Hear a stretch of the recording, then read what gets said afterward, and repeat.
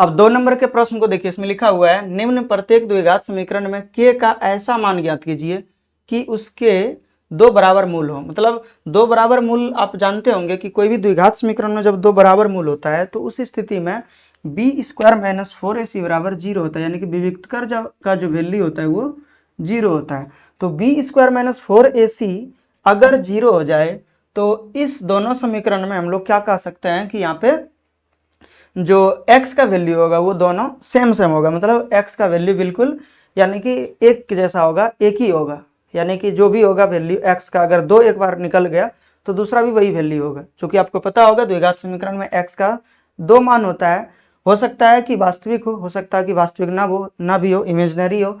लेकिन इमेजनरी में हम लोग तो कोई यहाँ पे बात कर नहीं रहे हैं। जब भी निगेटिव वैल्यू आएगा इसका विविक्तकर का, तो यहाँ पे तो हम लोग इस तरह से कोई डिस्कस आगे नहीं करने वाले। लेकिन यहाँ पे जब यानी कि दो बराबर मूल का बात करेगा तो उस स्थिति में हम लोग बी स्क्वायर माइनस 4ac बराबर 0 लिख सकते हैं। तो इस नियम का प्रयोग करके बाकी हम लोगों को आगे इस सवाल को, इन दोनों सवालों को बनाना है। तो यहाँ पर देखिए लिखेंगे सॉल्व और उसके बाद इस प्रकार से लिख लेना है। लिखेंगे यहाँ पर लिख सकते हैं a बराबर 2, b बराबर जो x के साथ में गुना में है तो k होगा, एवं c बराबर 3 है। अगर इतना दिया हुआ है a b c दिया है तो वहां पर देख सकते हैं वैल्यू को रख के हम लोग 0 के बराबर कर सकते हैं। तो लिखेंगे अब चूंकि दो समान वास्तविक मूल है या तो हैं लिख सकते हैं, इसीलिए बी स्क्वायर माइनस 4ac बराबर 0 होगा। अब बी स्क्वायर माइनस 4ac बराबर 0 होगा तो इसमें वैल्यू बिठाएंगे तो बी का मान देख सकते हैं यहाँ पे k है तो k का स्क्वायर घटा 4 और गुना a का मान देख सकते हैं 2 और गुना c का मान 3 बराबर 0 हो जाएगा। अब k स्क्वायर बराबर हम लोग लिख सकते हैं 4 दूना 8 तिया 24, माइनस में 24 था उस साइड में भेज देंगे तो प्लस हो जाएगा।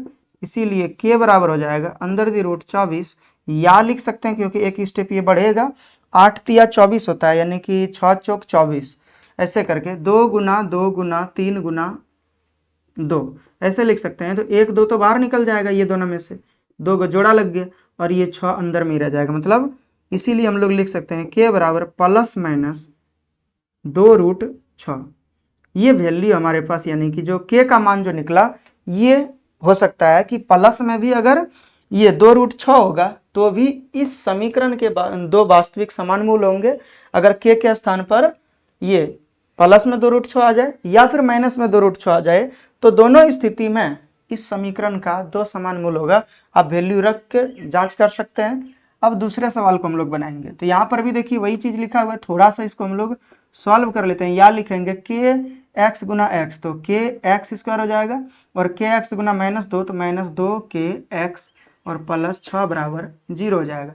क्योंकि इन दोनों के साथ ब्रैकेट के बाहर में था तो इसको गुना किया और बाकी ये 6 को 6 ही रहने दिए। अब आपको ये चीज ध्यान देना है कि यहाँ पर देखिए इस जगह पे ये जो x स्क्वायर के साथ में है वो a है, जो x के साथ में वो b है और जो अचर पद है उसको c बोलेंगे। तो लिखना है यहाँ पर ही सॉल्व लिख लीजिए तो ज़्यादा अच्छा होगा। इसमें भी ज़्यादा अच्छा होगा कि यहीं पर लिख लें, क्योंकि जब भी हम लोग सॉल्व लिखते हैं तो उसके बाद सवाल को बनाना या लिखना जरूरी हो जाता है। तो यहाँ पर लिखेंगे यहाँ a बराबर k, b बराबर माइनस 2k एवं c बराबर 6 है। लिखना है अब चूंकि समीकरण के दो वास्तविक समान मूल हैं, इसीलिए क्या हो जाएगा बी स्क्वायर माइनस 4ac बराबर 0 होगा। चूंकि ये तो नियम है। अब नियम के अनुसार से हम लोग बिठाएंगे तो b का मान माइनस 2k है तो माइनस 2k का स्क्वायर करेंगे माइनस 4 और गुना a का मान k है और गुना c का मान देखिए 6 है तो लिखेंगे 6 बराबर 0। अब क्या हो जाएगा ये 2 दूना 4 k स्क्वायर हो जाएगा और माइनस 6 चौक 24 k हो जाएगा 24 k बराबर 0। इसको उस साइड अगर भेजेंगे तो 4 k स्क्वायर बराबर हो जाएगा 24 k। ठीक है, अब 6 चौक 24 यानी कि 6 बार में कट गया और एक k से भी k कट जाएगा तो इसीलिए यहाँ पर देखिए 2 k था, दो के में से एक के कट जाएगा, के गुना के लिखेंगे तो एक के से एक के कटेगा, बराबर यहाँ पे बचेगा के बराबर 6। तो इस प्रकार से आप देख सकते हैं यहाँ पर कि के का मान अगर यहाँ पे 6 रहे तो उस स्थिति में यहाँ पर देखिए 6 होगा तो 6 दूना 12 हो जाएगा, और यहाँ पर 6 होगा तो 6x² घटा 12x और प्लस 6। इस तरह से अगर समीकरण रहता तो उसका दो वास्तविक समान मूल होता। तो यही यानी कि वैल्यू हो गया के का। तो दोनों सवाल अब यहाँ पे बन के तैयार है। अब आगे हम लोग तीसरे नंबर के सवाल को बनाएंगे।